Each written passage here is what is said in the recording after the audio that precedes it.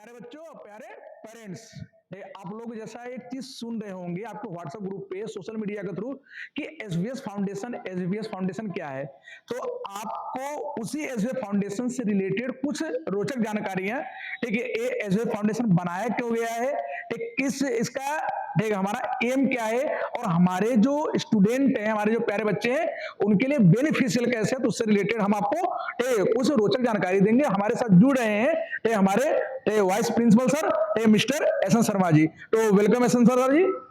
Thank you. तो कुछ parents में के साथ कोई प्रॉब्लम चल रही है कि एसबीएस फाउंडेशन के बच्चे जो बता रहे हैं ना, स्कूल में इंट्रोड्यूस किया जा रहा है एसबीएस फाउंडेशन को लेकर के व्हाट्सएप पे और सोशल मीडिया पे कि एसबीएस फाउंडेशन क्या है। तो आई थिंक सादाबाद में बहुत लोगों को मालूम है एसबीएस फाउंडेशन है क्या। एसबीएस तो सुना है, लेकिन एसबीएस फाउंडेशन है क्या, तो उसके बारे में थोड़ा सा जानकारी आपको देना है। सर, इसी समस्या को देखते हुए विद्यालय ने, सेंट विवेकानंद पब्लिक स्कूल ने ये किया है कि शाम को एक एसवीपीएस फाउंडेशन क्लास शुरू की जाए, जिसका मोटिव है कि यहाँ के जो बच्चे किसी भी तरह से अपनी नीट की प्रिपरेशन के लिए या फिर जेईई मेंस की प्रिपरेशन के लिए या फिर एनडीए की प्रिपरेशन के लिए कहीं जा नहीं पाते थे। अच्छा, मतलब जो बाहर नहीं जाना, बाहर नहीं जा पाते थे किसी कारणवश, चाहे वो इकोनॉमिकल कंडीशन हो या से नहीं दूर रह सकते या सिक्योरिटी पर्पस से लड़कियों को तो बहुत ज्यादा प्रॉब्लम होती है। तो उनको ये जो फैसिलिटी है सादाबाद में ही एक ही स्कूल की छत के नीचे मिल जाए, ये मोटिव है इस एसवीपीएस फाउंडेशन। यानी कि एसवीपीएस जो स्कूल है, बिल्कुल उसके अंडर गाइडेंस में ही एसवीपीएस फाउंडेशन को आप चला रहे हैं। जी सर, ठीक है। तो इस जो एसवीपीएस फाउंडेशन है उसमें कोर्स कौन कौन सा आप दे रहे हो? सर, एसवीपीएस फाउंडेशन में हम मोस्टली जो सीबीएसई बोर्ड की प्रिपरेशन है वो तो होगी ही, वो तो स्कूल में हुआ करती थी। के थ्रू जो सिलेबस है उस पर तो फोकस रहेगा ही, क्योंकि बच्चे का मेन चीज तो वही है। यानी कि कह सकते हैं कि एक न्यू है, वो न्यू है, उसके बगैर कुछ संभव ही नहीं है। इसके साथ साथ 9th स्टैंडर्ड से ही हम बच्चे का एक बेस प्रिपेयर करेंगे। यानी कि आपकी जो क्लास है वो 9th क्लास से स्टार्ट हो रही है। 9th classes, 9th 10th 11th और 12th 4 क्लासेस के लिए है। तो हम 9th में ही बच्चे के दिमाग में ये वाली बात डाल देंगे कि आपको जेईई करना है आगे, या फिर आपको नीट करना है आगे, या फिर आपको डिफेंस में जाना है। यहाँ पे हमने देखा है ना कि जो आसपास का हमारा जो एरिया है उसमें सबसे बड़ी प्रॉब्लम सही होती है कि बच्चा 10th 12th 11th पूरा कंप्लीट कर लेता है, लेकिन पूछा है बेटा तुम्हें करना क्या है आगे जाकर के फ्यूचर में, ठीक, किस तरीके से किस डायरेक्शन में जाना है, हायर एजुकेशन कैसे करना है, ठीक है। तो बच्चा काफी कंफ्यूज, सर देखते हैं 12th का रिजल्ट आएगा तो सोचेंगे, उसके बाद देखेंगे इसके रिजल्ट आएगा, उस कंडीशन में क्या टाइम भी चला जाता है, लेकिन बच्चा सोच नहीं पाता है। यानी कि ये जो एसबीएस फाउंडेशन है उसके बैनर तले आप उन बच्चों को अर्ली स्टेज पे ही, ठीक है, आपको गाइड करके किस फील्ड में जाना चाह रहा है तो वो आसानी से चूज कर सकता है। उनका एम उन्हें 9th स्टैंडर्ड में पता चल जाएगा, तो वो चीजों को पढ़ते समय उसी टाइप से पढ़ेंगे, यानी स्टार्टिंग से बिल्कुल पर्टिकुलर एक टॉपिक पढ़ रहे हैं तो वो उसी टॉपिक को उस बेस से पढ़ेंगे कि ये 9th में इसका ये वाला पोर्शन आना है, 10th में ये वाला आना है, अगर मैं जेईई करूंगा तो इसी टॉपिक का कौन सा पोर्शन जेईई, यानी कि 9th क्लास में जो बच्चों का जो सिलेबस का जो स्टैंडर्ड है उसको हम मेंटेन कर दोगे, बिल्कुल, जिसकी वजह से जो बच्चा जो अदर कॉम्पिटिटिव एग्जाम होते हैं एज लाइक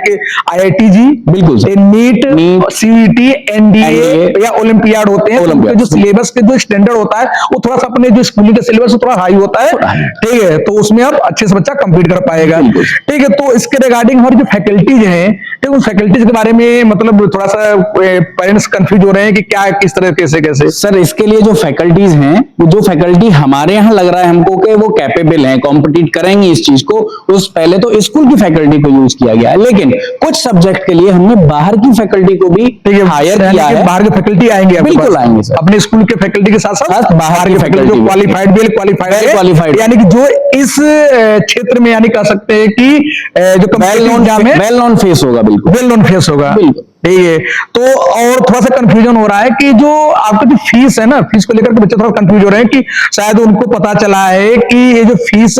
ठीक है, एक पर मंथ है, जो भी अमाउंट आपने रखा है, आई थिंक शायद 9th 10th का आपने 10 to 11,000 है और 11 12th का 15-16,000 है। तो ये क्या पर मंथ है कि ईयरली है? बिल्कुल सर, बच्चों को कंफ्यूजन होना, पेरेंट्स को कंफ्यूजन होना स्वाभाविक है, क्योंकि ये जो अमाउंट है ये वास्तव में सोचता है पर एनम कैसे हो सकता है, इतना अमाउंट पूरी एक साल के लिए कैसे संभव है, इतना कम अमाउंट, लेकिन ये बात बिल्कुल सही है कि 9th और 10th के बच्चे के लिए बहुत पूरे बड़ी बात सेशन है, यानी में पूरे साल की बात करूं मैं, 10-11 मंथ का जो उनका स्टडी का प्लानिंग होता है, बिल्कुल सर, उसमें उसमें 11,000 मैक्सिमम है, मैक्सिमम 11 था 9-10 के लिए। 9-10 के लिए। और ये तो 11 बहुत बड़ी 12 बात के है लिए कि जो बच्चा कोचिंग ज्वाइन करता है, कहीं पर भी कोचिंग अगर बाहर ज्वाइन करता है, तो सबसे बड़ी प्रॉब्लम आती है ना, कोई इकोनॉमिकल, यानी करीब करीब ये तो 10-11 हजार की बात करूं मैं, 14-15 हजार की बात करूं, उसमें पर मंथ रूम का अगर रेंट पे लेता है, खाने पीने की जो नीड होती है, तो उसमें 11-12 हजार। लेकिन ये बच्चा 11-12 हजार में कर सकते हो, उस लेवल का एग्जाम के बारे में सोच पा रहा है। ये बहुत बड़ी बात होती है। 11-12 के लिए यही 16,000 है मैक्सिमम, मैं जो 16,000 रुपए, यानी कि उसमें सब्जेक्ट कौन कौन सा आप दे रहे हैं सर 11-12 के लिए मेन तीनों सब्जेक्ट काउंट होंगे। अगर ठीक है। बच्चा पीसीएम ग्रुप का है तो फिजिक्स केमिस्ट्री मैथमेटिक्स, मैथमेटिक्स, और बायो ग्रुप का है तो फिजिक्स केमिस्ट्री यानी कि अगर वो मेडिकल में जाना चाह रहा है, नीट एग्जाम क्वालिफाई करना चाह रहा है, तो उसको पीसीबी, फिजिक्स केमिस्ट्री बायो, और अगर वो जी या जो अदर कॉम्पिटिटिव एग्जाम होते हैं उनको पीसीएम फिजिक्स केमिस्ट्री में। और 9th 10th में सर, 9th 10th में हमारा मेन जो फोकस रहेगा वो मैथ और साइंस पर रहेगा। मैथ और साइंस है, क्योंकि आगे वाले दिनों में जो भी अलग अलग ओलंपियाड होते हैं, बच्चा अगर आगे इन क्षेत्र में जाता है तो उसको मैथ और साइंस की सबसे ज्यादा नीड होती है। लेकिन फिर भी हम साथ में उसका थोड़ा सा कंप्यूटर पर भी फोकस करके चलेंगे, थोड़ा सा गेम्स पर भी फोकस करेंगे, स्पोर्ट्स के लिए, यानी कि बच्चा जरूरी है, बच्चा मतलब स्कूलिंग करने के बाद 4-5 घंटे स्कूलिंग में, उसके बाद 3 घंटे 3.5 घंटे यहाँ जुड़ता है, तो उसके लिए स्पोर्ट्स का दिमाग उसका हैंग हो जाएगा। पहले से देख रहे हैं हमारे आगे, अगर इसके पास अभी लाइट नहीं है, लेकिन आपको इसके बारे में भी हम वीडियो से इंट्रोड्यूस कराएंगे कि अभी हमारा जो, ठीक है, क्या कहते हैं कि प्ले ग्राउंड कह सकते हैं, जो इंडोर स्पोर्ट्स होते हैं, उसके लिए अभी तैयारी चल रही है। आई थिंक 15-20 दिन या 1 महीने के बाद वो इंडोर गेम का जो है बिल्कुल कॉन्सेप्ट हमारा लग जाएगा। यानी बच्चा